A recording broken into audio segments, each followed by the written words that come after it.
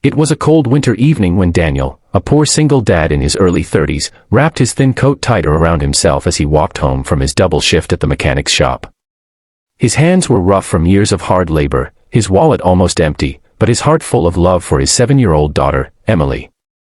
They lived in a small, drafty apartment on the edge of town, the kind where the heater groaned more than it worked and the neighbors rarely smiled. That evening, snowflakes fell gently, painting the streets in white, and Daniel was just about to cross the road to their building when he saw a figure sitting on the curb, a young girl, maybe 19 or 20, shivering violently with no coat, her hair damp from melted snow, her eyes red from crying. At first, he thought of just walking past. After all, life had taught him that strangers' problems could sometimes become your own. But when she looked up, her gaze was so lost, so desperate, that his steps slowed without him realizing. "Are you all right?" he asked cautiously. She shook her head, her lips trembling. I have nowhere to go tonight," she whispered. Daniel hesitated. He barely had enough to care for Emily. Bringing a stranger home wasn't smart, but something in his chest twisted painfully at the thought of leaving her in the cold. "Come on," he sighed finally, "you can stay at my place tonight. It's not much, but it's warm." The girl blinked in surprise, as if not expecting kindness from anyone, and followed him quietly.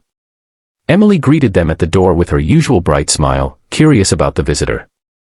Daniel introduced her simply as Anna, and explained she'd be staying the night. Emily, innocent and kind-hearted, immediately offered her own blanket for Anna to use. Over a simple dinner of reheated soup and bread, Anna barely spoke, but Daniel noticed the way she glanced at Emily with a softness that hinted at something deeper. That night, as they prepared to sleep, Daniel told himself it was only for one night. But one night can change everything. The next morning, Daniel awoke to the smell of something unusual, pancakes. He walked into the small kitchen to find Anna cooking, Emily sitting at the table giggling as Anna poured syrup into a smiley face. "You didn't have to do this," Daniel said awkwardly, but Anna just smiled faintly. "You took me in when you didn't have to. This is the least I can do." Over breakfast, she finally began to talk. She told him she'd run away from home, though she didn't give details, only saying it had become unbearable. Daniel didn't push. Everyone had their secrets.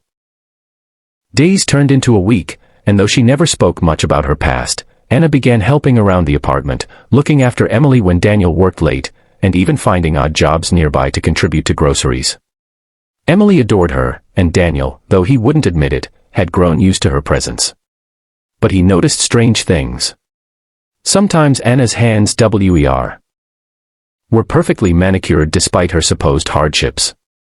Once, Emily mentioned that Anna had helped her with piano homework, something Daniel didn't even know his daughter had, and Anna had played beautifully.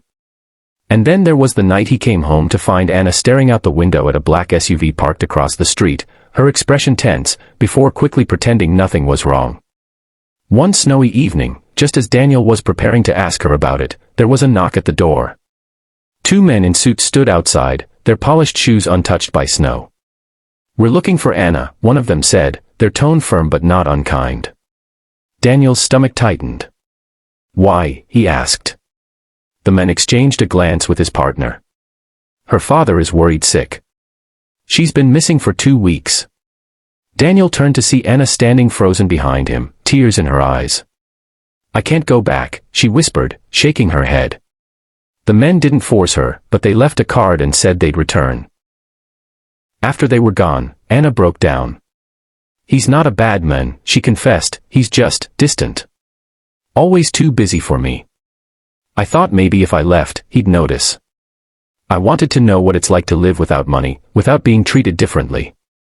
And then you took me in. You treated me like a person, not like an heiress." Daniel blinked in shock. "Heiress?" She nodded slowly. "My father, he's William Hart." "The William Hart? The billionaire?" Daniel almost laughed in disbelief. The girl sleeping on his couch, eating his leftover soup, washing dishes in his sink, was the daughter of one of the richest men in the country. "Why didn't you tell me?" he asked quietly. She shrugged, wiping her tears. "Because I didn't want you to see me differently. I liked being just Anna." The next morning, the SUV returned, this time with a man stepping out whose presence was as commanding as his tailored coat. William Hart was older than Daniel expected, with silver hair and piercing blue eyes. He didn't look like the heartless tycoon Anna had implied. He looked like a father who'd been searching endlessly for his child. Emily peeked from behind Daniel's leg, curious. William's gaze softened when he saw Anna, and for a moment, the cold winter air was thick with unspoken words. "I'm sorry," he said simply. "For not being there the way I should have. Come home, please." Anna hesitated, glancing at Daniel and Emily. "They took me in when I had nothing," she said, her voice trembling. William's eyes met Daniel's, and there was a silent understanding between two fathers who would do anything for their daughters. "Thank you," William said sincerely, slipping a card into Daniel's hand. "If you ever need anything, call me." Anna hugged Emily tightly, whispering promises to visit, then turned to Daniel. "You showed me more kindness than I've known in years. I won't forget it." And then she was gone, swept away in the warmth of the waiting car. Weeks passed, and life slowly returned to its simple rhythm. But then one Saturday morning, there was another knock at the door. Daniel opened it to find Anna again, this time with William beside her and a moving truck parked outside. "I convinced Dad to help," Anna said, grinning. "We're moving you and Emily to a better place. No strings attached."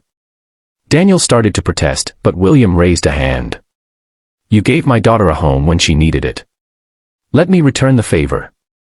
And so, in a whirlwind, Daniel and Emily found themselves in a sunny apartment with enough room for Emily to have her own playroom and for Daniel to finally breathe without the weight of constant bills. Anna visited often, bringing laughter and warmth with her. Life wasn't perfect, nothing ever is, but Daniel knew one thing: one night of kindness had changed all their lives forever. And as Emily's laughter filled their new home, Daniel realized that sometimes, the smallest choices create the biggest miracles. So if you believe in kindness, in the magic of helping a stranger, and in the fact that life can change when you least expect it, don't forget to subscribe, because there are many more stories that will touch your heart just like this one.